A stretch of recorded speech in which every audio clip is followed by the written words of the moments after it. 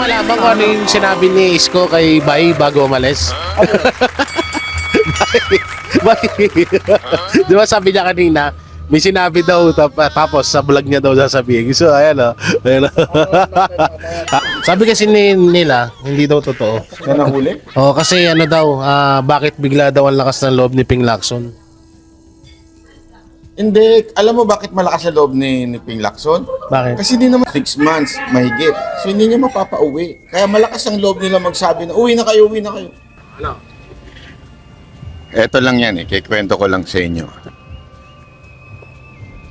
Meron sinabi sa akin si Isko. Pero sa So yun mga banateros, good morning. May maano pa sa ano ka. Good morning, good morning, good morning. Hello. Oh, pa. Ay. So ngayon ay may show po ang Banateros Brothers sa SMNI sa Vox Populi. So doon nyo kami mapapanood mamaya. Ha? Mamaya. Hindi pala, mali pala. Kahapon. Kasi bukas ko pa ipapalabas to ha. Bukas ko pa i-upload tong video na to. Tignan nyo. Puta na parang 13 kalabaw ang natulog dyan ha. Puta na okay oh. Ako lang mag-isa dito pero okay yung ano ba? Yung higaan ko no. Pero maayos yan guys, tingnan nyo. Diba? Parang kwarto ng chicks yan. Siyempre, nandiyan ang isa sa mga idol ko. Pastor Apollo. Wait lang, harap natin to. Yan, Pastor Apollo Siki Buloy. Diba? Ayos. So ngayon, tatanungin natin ng mga Banateros Brothers about sa opinion nila. About sa issue ni Saldico. Oo, tatanungin natin yan mamaya. Kung ano yung kanilang mga opinion sa ano ni Saldico. Pero ngayon, lalabas muna tayo. Ganito yung araw-araw. Ganito yung asikaso ko sa Vox Populi. Ganito yung asikaso ko tuwing Sabado pag may pasok ako sa Vox Populi. So, dito muna tayo. Kunin natin to. Yan. Kunin natin yan. Siyempre. At, saan na yun? Uy! Nalaglag. Yan, dito. Kuha tayo nito. Siyempre, ano pa bang kukunin natin? Eto, yan importante to kasi pang ano ito. Pang ano sa aking buhok. At siyempre, ang panglinis sa ating damita. Yan. Labas mo. Dito naman tayo. Yan. Siyempre, lalagyan natin dito yan sa maiwagang bag natin. The Coach. Milig ako sa Coach Oo. So, Coach yung bag. Diyan muna yan. At, siyempre, ternuhan natin yan ng yan, ditanggal na takip. Ternuhan natin yan ng Coach. Yan ng Coach na sapatos. Diba? Terno guys. May isa pang terno yan mamaya. Wait lang kayo. May isa pang terno yan mamaya. Lagay muna natin yan dyan. May isang terno pa yan mamaya. Ito yung isang terno nyan. Siyempre, ito ang isang terno nyan. Yan, ang ating bag na Coach pa rin. Diba? Yung Louis Vuitton natin, from ano yan from Boss Dada. Binili natin ang Boss Dada, lagayan ng laptop, kaso binibenta ko na yung laptop ko. Diba? Ang galing.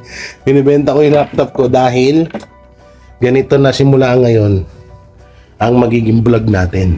Para may iba naman, diba? Sobrang Tapos andito na rin yung mga gamit natin, guys. Ang hirap buksan. Yan. So, naka-plancha na rin yan. Saan yun? Ba't wala dito? Wala dito yung mga pinlansya. So, ito. Ang ating susuotin. Mamaya. Yan. At t-shirt. Siyempre. Yan. Mamaya ito. Diba? Ang sa loob. Ganyan lang kasimple. No, ang buhay ng isa sa mga Banateros brothers. Alright? Ito naman, lagi ako nagdadala ng ekstrang damit eh. Mahirap na, pawisan ako eh. So yan. Walang yan na yan. Halos isang oras ko to hinanap, pinaplansya ko. Saan-saan pa na nilagay. Buisit. Siyempre, ito ang pinaka-importante para gwapo. At siyempre, bago tayo pumasok, ay pag-usapan muna natin itong itong iniiwasan na mapag-usapan ng palasyo. Etong mga namatay na OFW. Grabe, no? Tanginang yan. Nakapagsalita na kayo lahat-lahat mapatungkol sa impeachment kay Madriaga, kay Saldico, at kung kani-kanino pa. Pero walang mensahe or tulong na ibinibigay ang palasyo dito sa mga namatay na mga OFW. Ang tindi. Tapos yung media, anak ng timang, wala din. Ha? Wala din yung media. Patay din. Oo. Mas malamig pa sa mas malamig pa sa bangkay eh. Wala din paramdam yung mga ibang mainstream media dyan sa mga namatay na OFW. Ang galing, no? Oo. Tangina, ganyan lang tayo. Ganyan lang ang tingin sa atin ng administrasyon. Ganyan lang, para lang tayo mga alikabok. Alikabok sa kanilang mga kilikili. Tangina to si Auntie Claire. Auntie Claire, shoutout sa'yo. Mas nauna ka pang magsalita dun sa kay Saldico Wala man lang update dito. Anong gagawin nyo rito sa mga OFW? Tangina, pagkatapos nyong nakawin yung pera nila na binayad nila sa tax, ngayon kailangan na nila ng tulong nyo. Wala pakikiramay, wala kayong ginagawa. Ang galing nyo, no? Ganyang kalupit ang administrasyon natin. Kaya sa susunod na eleksyon, iboto nyo pa ulit susunod na Marcos. Iboto nyo pa ulit yung kaalyado ni Marcos. Putangan na, gunaw na ang Pilipinas. So eto, nakaligo na nga tayo kahit hindi mukhang bagong ligo. Siyempre, hindi natin makakalimutan ang Oris. Yeah. Tol, anong Oris na? Oo, siyempre, regalo to sa atin ng isa sa mga pinaka-iniidolo natin, no? Isa sa mga malapit sa loob ng Banateros. Oh, yan. So, suot natin. Sa totoo lang po, guys, hindi po talaga ako aray, masakit.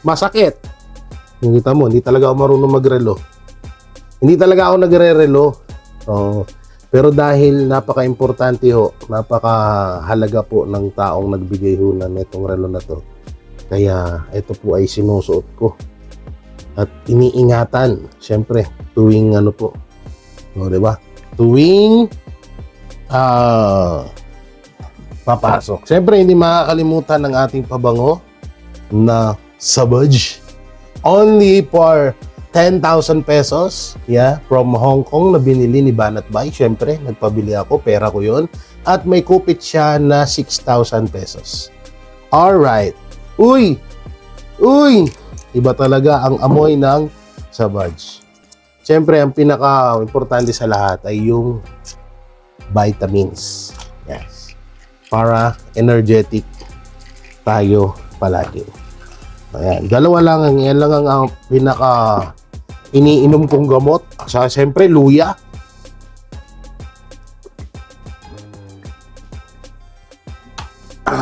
Tangina, pag lumag-ok ng tubig, kala mo, kuol. So, syempre, ito na yung natin, muna tayo, long sleeve. Ayan, suot na rin natin. Long sleeve tayo kasi sobrang init. Tsaka nakamotor lang tayo, wala pa tayong sasakyan wala pa tayong sasakyan, motor lang muna. Pag tag-ulan, may Grab naman dyan. Wala pa tayong car. So, soon, magkakabili rin tayo niyan. So, yan, tara, at puntahan na natin ang mga Banateros. Pasok na tayo, guys. Kaya sabi ko, Sir Jack, dito na kami sa working. Workout na kami, magka na kami magkakit. Ay, supportahan niyo yung channel ni Sir Jack sa YouTube. Nagla-live na siya. Araw-araw ba? Araw-araw na. Hindi, ngayon, araw-araw ko na, mayain ko eh. Mayahin niya na. Ano topic mo? Politics, siyempre. Ano, siyempre, Tsaka nakuha mga bading. So, kayo ko, ngayon, makakancel na naman tayo, kabo. Kaya mo na yung buhay nila, makakahit nila. Ano masasabi mo kay Saldi ko? Nahuli na daw. Hindi ako naniniwala. Angkot mo ng ano. Angkot mo ng eminensya. Yogi, totoo naman eh. Ang problema, hindi nila makukuha. Kasi walang jurisdiction yung Pilipinas kasi yung kabulit. Tama ba ako? Galing talaga. Alam mo, pangit lang no, pero matalino eh. Joke lang. Tarantado. So ayan, Sir Jack, yung iba wala pa, mamaya na lang. So dito na kami sa work. Ganyan na lang kami. Na kami, nagpapart na kami sa kalye, nakapalmukha namin. O, tingnan mo yung pinapark namin sa kalye. Oh, ganun talaga buhay. Ayan, tingnan mo yung mga pinapark na yan. Mga pinapark lang namin yan sa kalye. Yan talaga buhay ng Banateros eh. Simple lang. Tapos naka-leather. Leader. Wala. Uy, leader. Oo, di ba? So hindi naniniwala Sir Jack kay ano? Hindi ako naniniwala hanggang walang picture. Diba? Nakakos si Bongbong Marcos, hindi mo na siya nagpo-post na ano, gano'n. Bakit? Nakakahiya siya nun. Presidente ka, tapos fake news. Diba? Kasi ako, nasuwan. Diba? Galit na galit. Masakit. Masama pa rin loob mo? Hindi naman, umulat kami ng unfair, boy. Amper. Para mawala sa mananood ko, ano sa mag-upload ko sa YouTube? YouTube. Mag-subscribe kayo sa akin. Yan. Unsubscribe ko na marami ng kapilan namin. Kaya ng milyon na subscribers na, ayong ang galing. Ako, 35 kayo. Tapos sa 35. Dumi ko lang sa akin, alright? Pero ilan dati ano mo? Sa channel ko lang naman. Nung lahat. Malaki na yun eh. Nawala yun eh. Yun yung pinakamalaking channel mo sa YouTube. Oo, sa channel. Pero sa Facebook, pinakamarami ko 4 million. Oh, 4 million yun. 4 million. Mas malakas tayo sa Facebook. Kasi na, alam mo ngayon, kahit nawawala na yung Facebook natin. Oo nga, wala na nga rin pala yung face. Pero palagi kong pinopromote yun sa YouTube ko ah. Oo nga, maraming salamat. Reaction. Gagawala ko, kukan na sa gagawala. May puso yan, kukan lang yan talaga. Ngayon, mag-subscribe kayo. Supportahan nyo yung Banateros kasi lahat kami may kaso na. Alright, nananamiliin na yun, lalaro ka na. Oy, meron ako dati na dismiss lang. Tapos na. Oo, ganun talaga buhay. Ibang kaso yun eh. Ibang kaso yun eh. So, pasok na kami. Guys, tingnan nyo. Ganda ng ano namin, oh. Ganda ng upuan namin. Hindi na may ipit yung ano ko. Hindi na may ipit yung tiyan ko dito. Kasi alam nyo kung bakit lagi ako kasi nga, naiipit yung tiyan ko. Kaya sabi ko kay Bay, nagagawan lagi kami ni Bay eh. Sabi ko, pag doon ako sa sopa, naiipit yung tiyan ko. Kaya no, ganda. Eh, Jack, oh, yun oh. Oh, yes. Uy, picture. Uy, 1, 2, 3. Ay, grabe. Uy, Derek Ramsey na dapa. Ay, bawal magmura dito. So, syempre, bago mag-start, kain muna kami. Yan o, sarap o. Wow! What a mushroom. So, syempre, magbabalag din ako dito sa akin. Nakakulap kami ni Jojo ba? Oh, diba? Kabilaan to, guys. Kabilaan to. Ito natin to ilagay. Gawa mo ba? Oh, syempre. Yaman mo na baka na ngayon. Ano yan? Plastic ba ko lang ah? Lowe. Ano yan? Lowe beton. Alam natin lang, plastic mo ah. Siyempre, kailangan natin mag-upgrade. Diba? Tsaka ano naman yan, invest. Oh, investment na. Oo, magkano isa yan? Mamahalin yan. Habang tumatagal, nagmamahal yan. Oo. Pero mas mahal yung kay Coach Oli kasi may pirma yun ni Piara. Ako sa akin, meron man ni ano, meron man ni Banat Bay. Pirma ni Banat Bay. Ang tagal nun, yan po lagi late ngayon sa panahon nun. Oo, sa wala galing yan eh, no? Dati si Coach Oli lagi late sa amin ngayon. Si Banat Bay na. Oo. Si Banat Bay, Magkulang ka naman yan. si Dada, yan yung mga late ngayon. Yung sumpa, napunta sa kanya. Si Cheese Escudero. Ako yung Escudero. Kasama namin sa Escudero ngayon eh. Guys, yan yung ano namin, yung tawag dito. Ayan na yung aming ang tawag doon? Yes. Nalugas namin. So ayan, si Master Judea. Tatlo na kami dito. Ano balita? Hello, kamusta? Buhay po ba si Saldi ko? Eh, hindi ko alam eh, hindi nagpapakita eh. Pero si ano eh, Martin Romualdez di rin nagpapakita eh. Dalawa kayo vlog. Ito na yung vlog natin ngayon. Ah, ito na ba? Ang galing oh. Oo. Kumusta kayo mga banateros? At syempre, di na tayo naninigarilyo eh. Bawal na. Okay. So mamaya abangan nyo yung guest namin. Malupit. Ako daw. Kamukha ko. Kamukha mo yun. Ang gwapo-gwapo. Oo. Oo. Kamukha ko. Si Raul ang coach to. Sabi ni Coach Oli, kamukha daw ni Sir Jack yung guest namin. Basta biyakin lang daw dito. Hindi mo alam kung masama ng loob eh. Si Raul. Minsan na naman light yan, ha? Ha? Dito, dalawa. So guys, dalawa na yung nagsabi na hindi daw totoo yung kay Saldico. Si Jack, tsaka si Master. Si Coach, si Coach naman ang interviewin natin, si Coach. Totoo ba? Anong tingin mo dun sa issue ni Saldico? Wala yun, sabit yun, di nahuli yun. Ay, yun na sa tingin ko. Kasi kung nahuli yun, dapat mayabang na sila. Marami nang pinapakitang videos, may detalye na sila, tinan mo. Wala eh. Ano lang yan, para pagtakpan yung yung maleta. Maleta issue. Yun, no? Ayan na, nakausap natin si Coach Oli, hindi daw totoo. Bakit? Hindi, pero hindi ko rin alam kung ano Ang goal namin yung mga kung anong totoo. Pero si Banat Bay, tanungin natin mamaya kung anong tingin niya dyan sa issue ni Saldico. Grabe. Okay nga muna, Ter. Mamaya na yan si Sir Jack.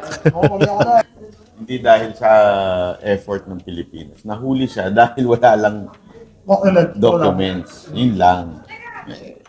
Ito, DGI-4. Nagmamagaling. DGI-4. Guys, si Banat Bay na nagsabi totoo daw. Sabi kasi nila, hindi daw totoo. Na nahuli? Kasi daw, bakit bigla daw ang lakas ng loob ni Ping Lacson? Hindi. Alam mo bakit malakas sa loob ni Ping Lacson? Bakit? Kasi di naman nila mapapauwi eh. Okay. Oo. Kasi may rule sa Prague o sa chess na pag nahuli ka na undocumented, responsibilidad ng gobyerno tanungin kung ikaw ay mag-a-apply ng asylum. Pag nag-apply ka ng asylum, matagal yun. 6 months, mahigit. So, hindi niya mapapauwi. Kaya malakas ang loob nila magsabi na, uwi na kayo. Kasi nga, hindi naman nila mapapauwi.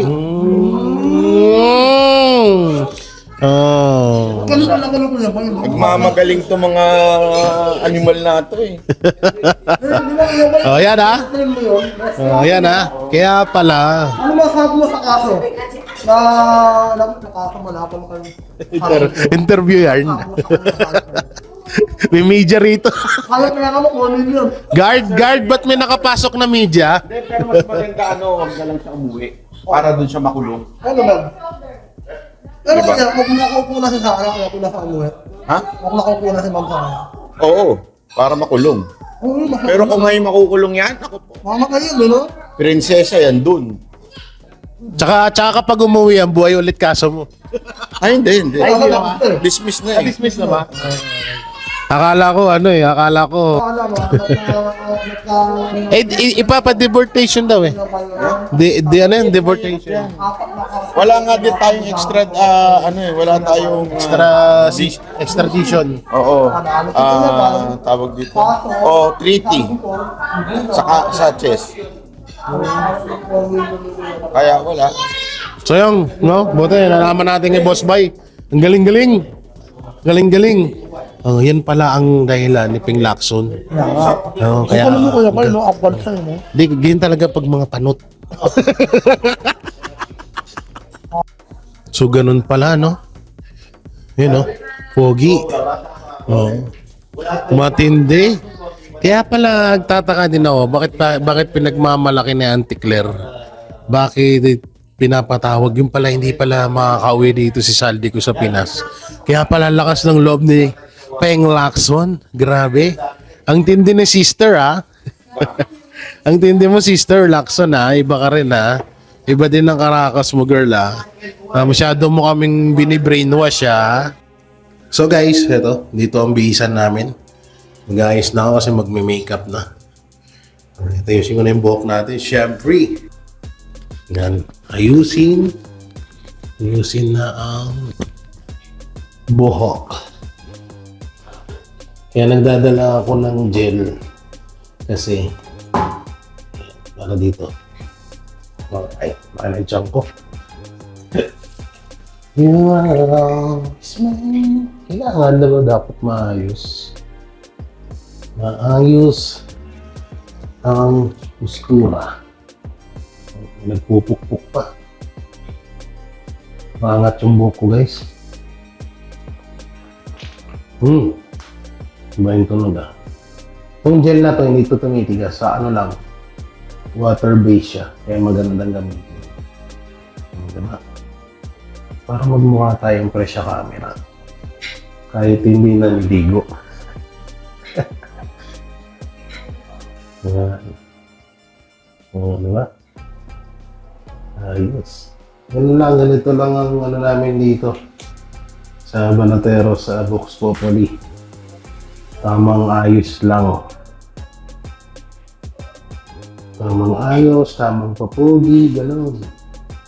Parang maganda yung itsura, diba? Diba?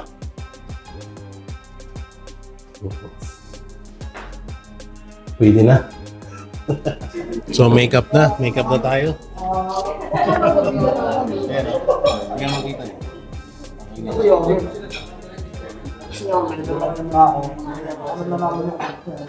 Ang ingay ni Sir Jack kung saan nagpupunta.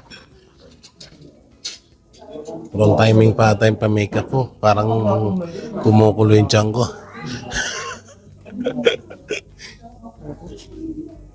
So yun mga barateros, ayan, at nandito tayo sa Hong Kong, ayun o, Hong Kong. So ngayon, tapos na nga yung interview namin about kay Mayor Isko Moreno. At grabe yung mga napapanood natin at nababasa nating mga komento ng mga netizen kanina sa live ng Vox Populi, no? So talagang binabash si Mayor Isko Moreno. Alam nyo, may ano naman siya dun may point, pero ako na magsasabi sa inyo na balimbing nga talaga siya. Diretsuhan na tayo kahit kaibigan natin yan. Pero ang ang punto kasi dyan, alam naman natin na nanggaling baon na baon sa utang yung Manila, no? So talagang at bukod sa baon sa utang ang Maynila, alam naman natin kung gaano mamersonal si Marcos Jr. Kung sakali man na bumanat si Isko Moreno sa administrasyon, malamang sa malamang baka tanggalan siya ng pondo or mas gipitin pa yung Manila. Alam naman na natin yung kung ano yung ginagawa sa mga against sa administrasyon, di ba? So ako naiintindihan ko bakit lahat ng mga katanungan namin about kay Pangulong Bongbong Marcos inililihis or hindi maidiretso ni Mayor Isko Moreno yung mga sinasabi niya. Katulad na lang yan, nagtanong ako kung para ba sa kanya hindi ba maituturing na mastermind sa nakawan sa gobyerno yung si Pangulong Bongbong Marcos. Ang sagot niya hindi. Dahil naiintindihan ko 'yon dahil nga sabihin na natin, sige, takot si Mayor Isko Moreno na baka siya yung gipitin. Kasi isipin nyo si Pangulong Duterte nga Si Pangulong Duterte nga na isa sa mga or tinaguriang the best president ever in the history of the Philippines, 'di ba? Ginipit ni Marcos Jr. Sila katulad niyan, sila Pastor Apollo Kibuloy, sila Tebes, sila Bantag, si Harry Roque. So maraming si Kiko Barsaga, si Libiste. 'Di ba? Lahat ng mga sumalungat sa kagustuhan ng administrasyon niyayari. Pinapahirapan, ginikipit, 'di ba? So yung kay Mayor Isko Moreno, ako masasabi ko talaga na naging balimbing siya doon. Takot siya na pag-initan siya. At alam ko naman kung ano yung nasa likod ng takot ni Mayor Isko Moreno dahil nga yung iniisip niya yung kapakanan ng mga tawag doon, Malinenyo o Malinenyo, tama ba kung di ako nagkakamali, yung mga tiga Maynila, yung kapakanan ng mga tiga Maynila. Siyempre nga naman, baon na sa utang, mawawalan pa ng pondo, gigipitin sa pondo. Hindi naman katulad yan kasi may mga nababasa ako doon sa comment na bakit daw sa Davao, okay naman. Yung sa Davao kasi nag-start yan to BP Sara, Pangulong Duterte, tapos Baste. So, ang pinanggalingan kasi ni Isko ay kalaban. Talagang sinimutan yung kaban ng Maynila. Hindi katulad nung sa Davao, talagang noon pa man yung pinag-alisan or yung pinagsaluhan ng sumunod na mayor talagang maayos. So ibig sabihin kaya hanggang ngayon si Mayor Baste walang iniisip na utang or wala talagang utang ang Davao. Hindi ko pinagtatanggol si Mayor Isko Moreno ang point sinasabihan ko nga, 'di ba? Sabi ko nga sa inyo, para sa akin balimbing siya. No, at yun naman talaga ang maitatawag sa kanya. Pero kung iisipin nyo, yung talagang sa likod nun, bakit naging ganun siya? Dahil nga siguro, takot siyang gipitin ng administrasyon. Lahat naman ngayon ang ginigipit lahat naman ng kumakalaban sa administrasyon, 'di ba? Talagang dinidikdik, no? So, hindi ko lang kasi grabe yung bashing kanina sa live. Sa Vox Populi, talagang grabe. Hindi mo biruin mo, nanonood kanina, halos nasa 5,000. Tapos ang comment, balimbing, kesyo nabigyan na daw ng mali-malitang pera, kesyo ganyan. So, just bilang isang mayor, kahit doon naman ako nakakuha ng talagang matatawag na may point naman siya doon. Bilang isang mayor, kailangan nyo makisama sa mga administrasyon. Kung kaninong administrasyon, halimbawa, administrasyon Sara, administrasyong Duterte, administrasyong Aquino, or administrasyong Marcos, pinaliwanag niya na rin naman yan kanina eh. So, okay na okay yun, no? So walang problema yun. Ang hindi ko lang talaga nagustuhan, yung pinagtanggol niya pa. Yung doon ako medyo hindi sumangayon na pinagtanggol niya pa. Etong si Pangulong Duterte. Okay na yung maging balimbing ka, okay na yung pero yun nga, wala tayong magagawa dahil Vox Populi yun, tayo ay nagtatanong lang at sinasagot niya. So opinion niya yun. So hindi natin kailangan baliin yun or supalpalin yung opinion niya. Pero para sa akin, talagang mali yung mga sagot at sa totosin wala naman nasagot si Mayor Isko eh. Puro puro pakabig pa kaliwa eh. Hindi kumakanan eh, no? So sa madaling salita, lahat ng katanungan na ililihis niya. So yun lang no mga banateros, yun lang mga komento ko mapatungkol diyan sa issue kay Mayor Isko Moreno. So yung mga banateros, interviewin naman natin si Boss Bay. Kung ano man yung komento niya doon kay sa mga pahayag ni Isko. Ito. Ito lang yan kikwento ko lang sa inyo. Meron sinabi sa akin si Isko, pero sasabihin ko na lang doon sa vlog ko. Ang bagal naman noon, 5 minutes sabi ko eh. Hindi, alam mo ganito lang kasi yan. Alam mo bakit wag dapat nating husgahan yung tao bilang Adip ka dyan political vlogger. Hindi naman siya political vlogger mayor siya. So kung uhusgahan natin siya, husgahan natin kung tama ba yung ginagawa niya bilang mayor. Ngayon, sasabihin ninyo, baka sumisip-sip kay Marcos, sumisip-sip sa administrasyon ni Marcos. Galing naman po mismo sa bibig niya Kahit sino pa, sisip-sipan niya, basta para sa Tagay Maynila. Alam mo kung sino ang naalala ko sa kanya, kung sino? Si PRRD. Tandaan niyo sinabi ni PRRD, okay lang mamatay ako, mawala yung honor ko, even the presidency para sa Pilipinas. Ngayon, may short version. Yung kay Yorme, kahit gagawin ko Kahit mapahiya pa siya, kahit matawag siyang balimbing, sip-sip, as long as ito'y para sa mga taga Maynila. So mga taga Maynila, ang swerte ninyo dahil meron kayong presidenteng may bayag. Yan ang totoo. Bakit may bayag? Kasi nga, willing siya, masira siya kahit sa buong Pilipinas as long as mailigtas niya yung mga taga Maynila. Tama, mali? Tama, kakapun ko na rin Kuya Gray. Wala naman sa makakala kung mahilig mag-away di ba? Hindi naman nakalanak kong presidente. Di ba? Mayor na lang si Yorme hanggang buhay. So, wala sa makakala. Okay? Unawain nyo, alright? Let's go. So yun, okay. So yun lang naman yun. Ang importante gawin niya yung trabaho niya bilang mayor ng Maynila. Husgahan natin siya sa pagtapos ng kanyang termino kung may maganda ba siyang nagawa bilang mayor. Hindi yung komento niya kay Marcos, natural lang sumipsip siya. Sabi ng iba, malimbing politiko, natural lang yun. Kailangan niya iligtas ang Maynila kasi nga walang perang Maynila. Inuubos nila kuna. Yun. Lang niya binanggit Oo, Pero inuubos tama. nila kuna yung pera ng Maynila. Ang Davao, kaya mag-survive kahit walang budget from national. Kasi tandaan ninyo, ang daming pera nang naipon ni Pangulong Duterte dyan May pera sila. So, yan Napakinggan nyo yung sinasabi nila. So, okay na mga banateros. So, hindi na siguro kayo magtampo sa amin. Wala na siguro dapat kayo ikatampo. Kasi kanina nakita ko sa comment section na banat bay,